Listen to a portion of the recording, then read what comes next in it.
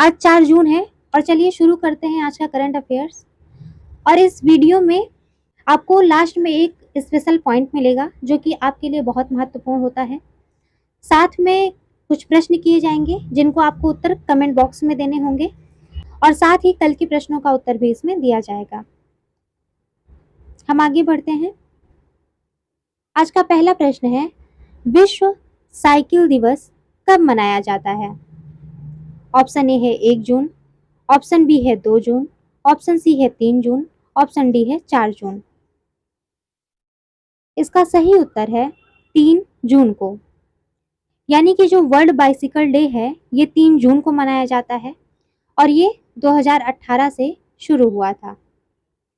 और बाकी इसमें 1 जून को विश्व दुग्ध दिवस मनाया जाता है, 2 जून को तेलंगाना दिवस मनाया जाता है क्योंकि 2 जून 2014 के दिन इसकी स्थापना हुई थी। आगे बढ़ते हैं। स्टील इंडस्ट्री को बढ़ावा देने के लिए कहाँ 2 दिवसीय अंतरराष्ट्रीय सम्मेलन शुरू हुआ है? ऑप्शन ए है चेन्नई, ऑप्शन बी है भुवनेश्वर, ऑप्शन सी है रांची, ऑप्शन डी है नई दिल्ली। इसका सही उत्तर है रांची में।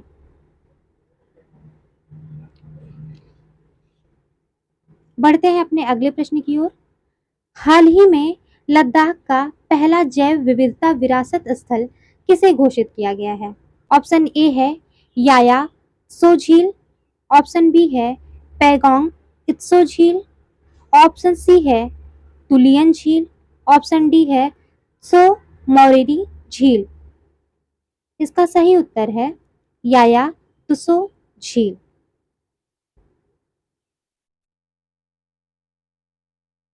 हमारा अगला प्रश्न है, पंपा लेक के पास एक एंशियंट रॉक पेंटिंग प्राप्त हुई है। पंपा लेक कहाँ अवस्थित है? ऑप्शन ए है तमिलनाडु, ऑप्शन बी है कर्नाटक, ऑप्शन सी है केरल, ऑप्शन डी है आंध्र प्रदेश। इसका सही उत्तर है कर्नाटक में। ये देखिएगा मैप में, यहाँ पे कर्नाटक स्थित है और कर्नाटक में कोप्पल जिले में हम्पी के निकट ये पंपा लेक अवस्थित है।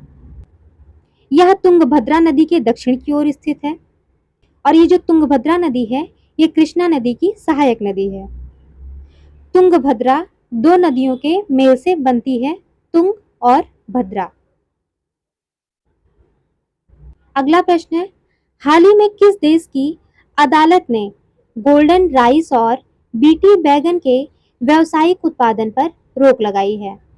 ऑप्शन ए है फिलीपींस, ऑप्शन बी है स्विट्जरलैंड, ऑप्शन सी है इंडोनेशिया, ऑप्शन डी है मालदीव।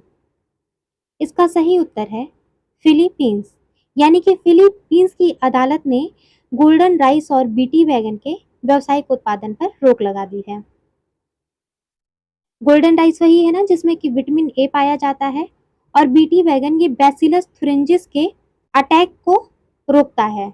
ठीक है।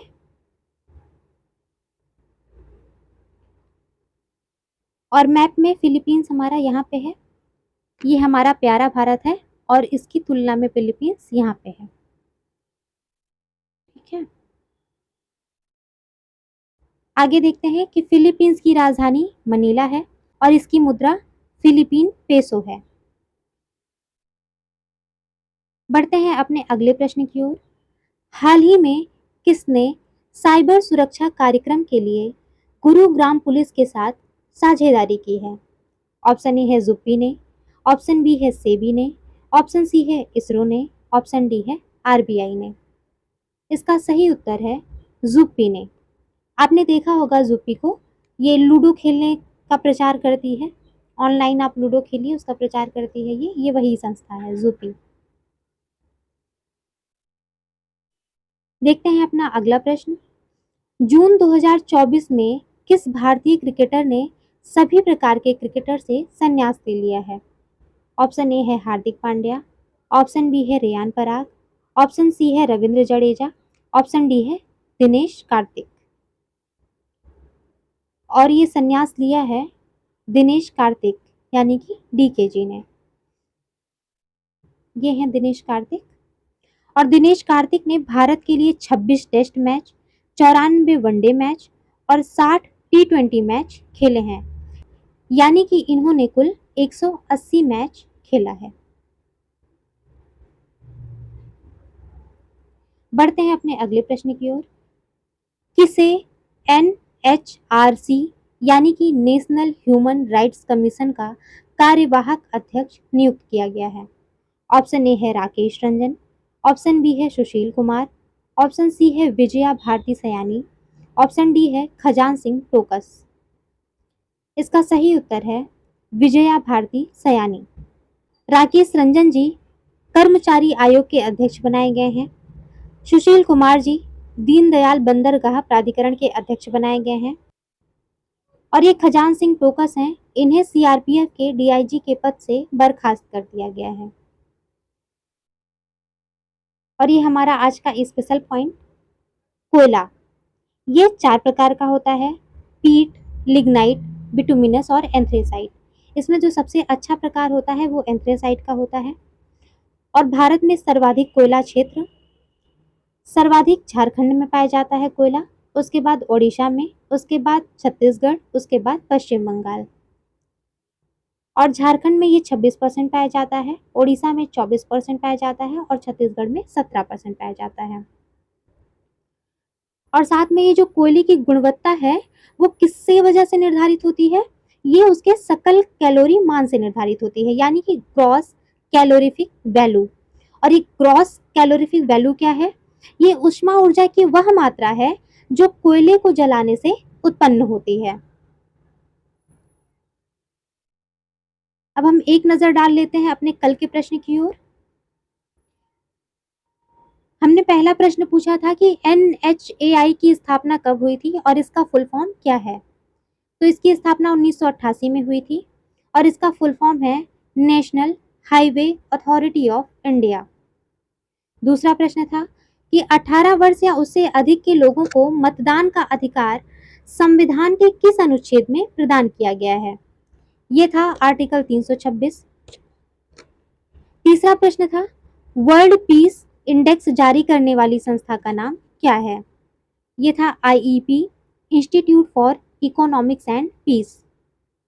अगला प्रश्न था कि आइसलैंड की मुद्रा का नाम क्या था? क्या है? क्रोना। लास्ट प्रश्न था कि चुनाव आयोग संविधान के किस अनुच्छेद में वर्णित है? आर्टिकल 324 में। अब हम देखते हैं आज के प्रश्न और हम अपेक्षा करेंगे कि आप इन प्रश्नों का उत्तर कमेंट बॉक्स में जरूर दें। पहला प्रश्न है फिलीपींस की मुद्रा क्या है?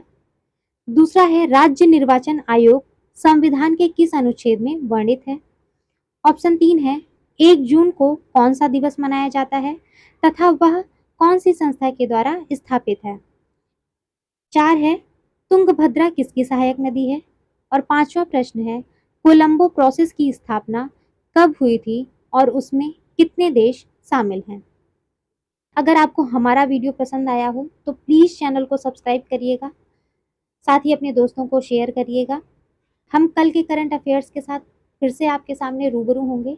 तब तक के लिए जय हिंद, जय भारत।